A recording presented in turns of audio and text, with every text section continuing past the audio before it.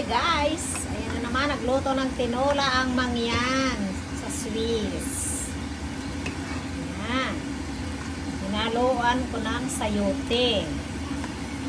Tapos, patatas. Ayan guys, so patatas. Kasi kailangan natin gulay ang kakainin. Tapos, siliri. Kasi wala tayong talbos ng sili or malunggay. Kaya siliri ang nilagay ko. Siyempre, para sumarap, lalagyan natin ng okra, siyempre. Para makulay ang buhay. Ayan, ang okra. Ayan. Pakukuloyin natin siya. Kasi luto na ito sa yuti. Saka patatas.